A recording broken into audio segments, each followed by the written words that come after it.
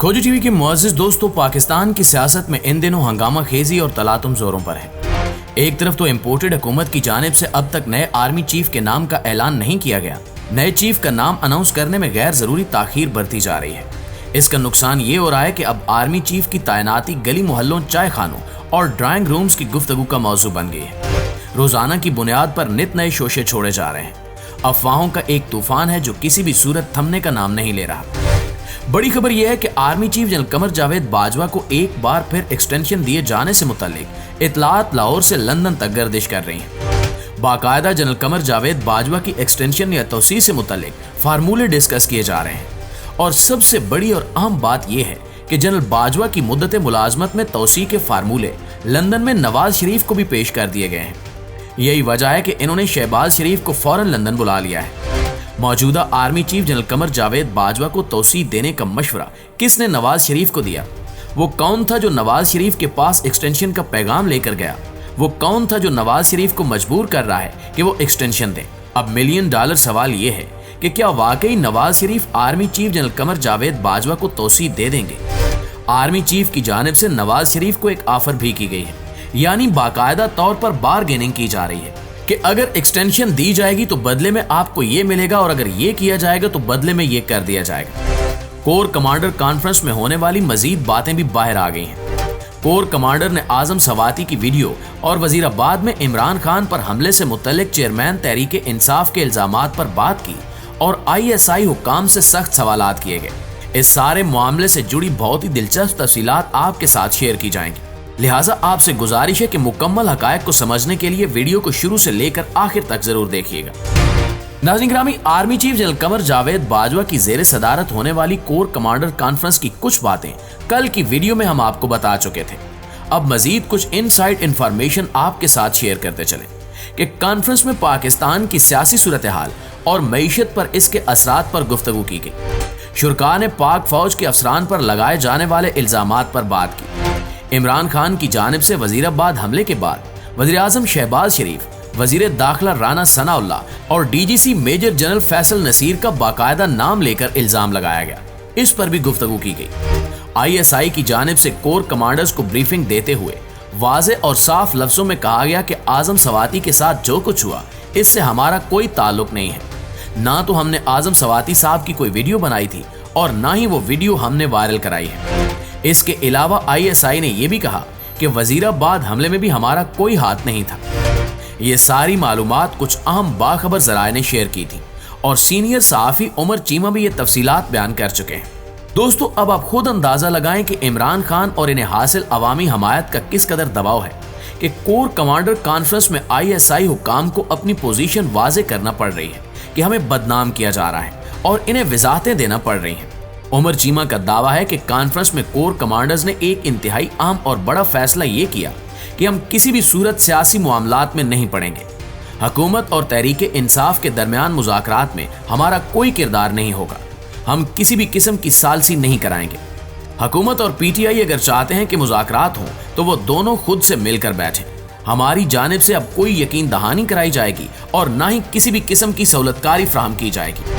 शुरका ने साफ लफ्जों में कहा कि ये इन सियासतदानों की आपस की लड़ाई है, इन्हें खुद अपने मामलात हल करने चाहिए।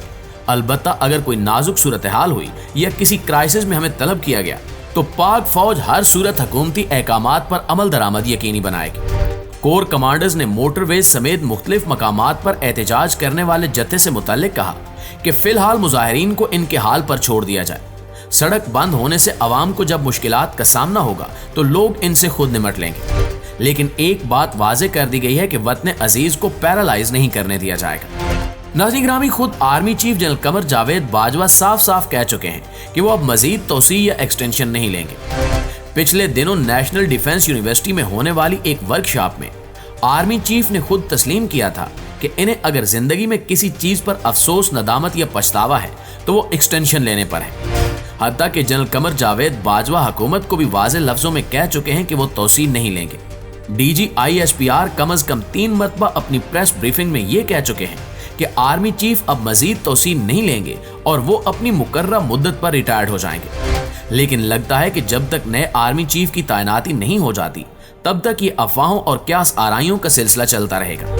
کبھی کوئی افواہ گھڑ دیتا ہے کہ حکومت آرمی چیف کو ایکسٹینشن دے رہی ہے، کبھی کوئی یوٹیوبر دعویٰ کرتا ہے کہ فلاں جنرل کو نیا آرمی چیف بنایا جا رہا ہے، تو کبھی کوئی صحافی شوشہ چھوڑ دیتا ہے کہ جنرل باجوہ نے خود ایکسٹینشن مانگ لی ہے۔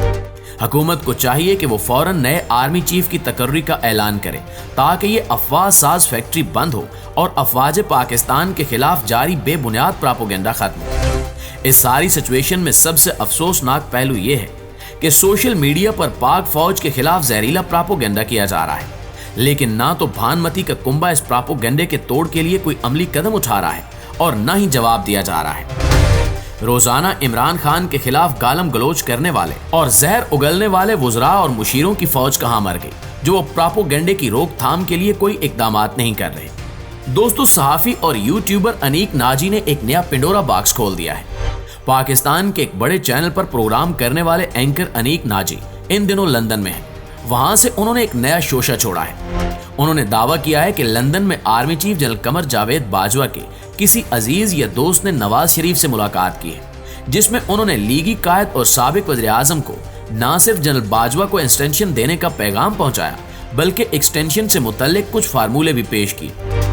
انیک ناجی کے بقول ان صاحب نے پہلا فارمولہ یہ دیا کہ جنرل صاحب کو 7 مہینے کی ایکسٹینشن دے دی جائے اور اس دوران نئے آرمی چیف کے نام کا اعلان کر دیا جائے۔ حکومت 7 مہینے بعد نئے الیکشن کر دے، یعنی کہ حکومت اور army chief general Qamar Javed Bajwa ایک ساتھ رخصت ہو جائے۔ اب آتے ہیں فارمولے نمبر 2 پر، جس میں کہا گیا کہ army chief general Qamar Javed Bajwa کو 4 مہینے کی توسیع دی جائے، نئے آرمی چیف کا نام ابھی سے اناؤنس کر دیا جائے اور 4 مہینے بعد حکومت اسمبلیاں تحلیل کر دے، نئے انتخابات کرائے اور اس کے بعد نئے چیف اور نئی حکومت معاملات آگے چلائیں۔